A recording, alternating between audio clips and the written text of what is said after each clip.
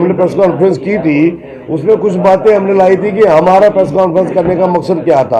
एक तो illegal mining और अननेसेसरी अपनी चोरियों को छुपाने के लिए हमारी चलती फिरती इंडस्ट्री को 10 महीने से सील किया हुआ था, यूनिट को सिक करने का प्रयास हो रहा था और उसकी लड़ाई हम लड़ रहे थे। और ऊपर से फिर हमें पहले एक फटका 20-25 लाख रुपए का, फिर दूसरा फटका 75-80 लाख रुपए का। लेकिन हम शुक्रगुजार हैं ऑनरेबल हाई कोर्ट के, जिन्होंने हमारी उस पीड़ा को समझा और देखा कि डिपार्टमेंट के अंदर कुछ हमारे जो अफसरान हैं अपनी पोस्ट का गलत इस्तेमाल करके आम जनमानस को हरास करने का प्रयास कर रहे हैं। और उस प्रयास में ऑनरेबल हाई कोर्ट ने हमें बहुत बड़ा एक रिलीफ दिया। जो पूरी प्रोसीडिंग जो हमारे डीएमओ साहब ने चलाई थी, रिकवरी की, पेनल्टी की, अननेसेसरी पेनल्टी, जो पेनल्टी हमारे ऊपर बनती नहीं है, जो चोरी हमने की नहीं है, उसका हमारे ऊपर जो उन्होंने हमें पैरालाइज करने का प्रयास किया, वो ऑनरेबल हाई कोर्ट ने स्टे कर दिया है। और यकीनन ये बहुत बड़ा रिलीफ ना सिर्फ इंडस्ट्री को बल्कि और भी जो लोग जो अपनी लड़ाई लड़ रहे हैं इस डीएमओ के खिलाफ की। आज भी चोरी हो रही है, भर के चोरी हो रही है, लेकिन एक गरीब ट्रॉली वाला, एक टिप्पर वाला, एक सप्लायर जिसकी वो रोजी रोटी थी, वो घर में भूखा बैठा है। एक घोड़े खच्चर वाला, वो घर में बेचारा भूखा बैठा है। लेकिन चोरी आज भी तवी में से, डीएमओ जम्मू के इलाके में से माइनर मिनरल की आज भी चोरी 15 से 20 लाख रुपए की हो रही है। इसकी रखवाली कौन करेगा, इसका जवाबदेही कौन होगा? उसके लिए यार हमने प्रेस कॉन्फ्रेंस बुलाई है। तो यकीनन हमारी जो लड़ाई इस माफिया के खिलाफ है, खास करके माइनिंग माफिया, चोरों का माफिया, वो लड़ाई हमारी जारी रहेगी।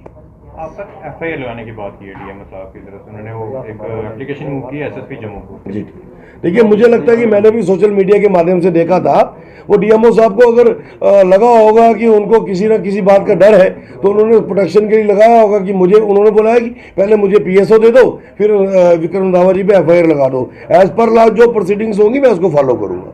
जो डिफेमेशन के कल भारत शर्मा की तरफ से भी आपके ऊपर 50 लाख डिफेमेशन का मानहानि का दावा किया। देखिए, मैं एक पार्टी का सीनियर कार्यकर्ता हूं और मैंने अपनी सारी बात पार्टी के समक्ष रखी है और मैंने सार्वजनिक तौर पर भी कहा है कि मेरी वजह से, मेरी लैंग्वेज की वजह से, मेरे उन शब्दों की वजह से अगर किसी को क्षति हुई है तो सुनिश्चित तौर पे मैं एक नागरिक होने के नाते मैं खेद करता हूं। और मेरे बारे में सभी लोग जानते हैं कि मैं ना कभी रोष में आता हूं, ना मैं कभी गुस्से में आता हूं, ना मैं कभी किसी को गाली गलौज करता हूं।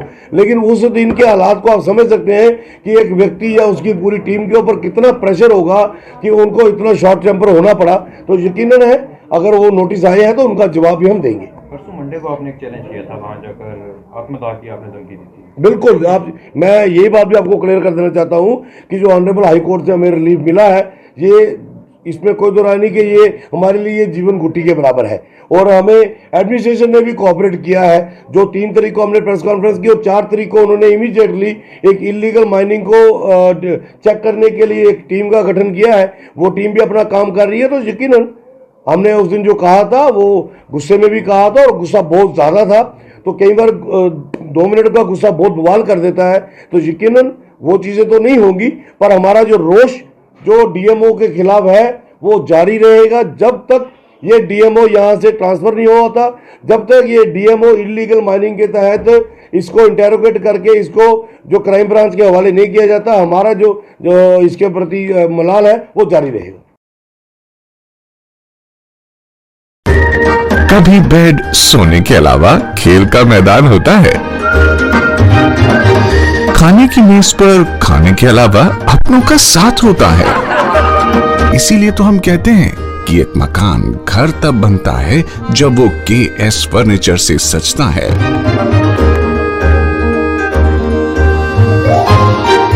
रिश्तों की मिठास का एहसास केएस फर्नीचर के साथ।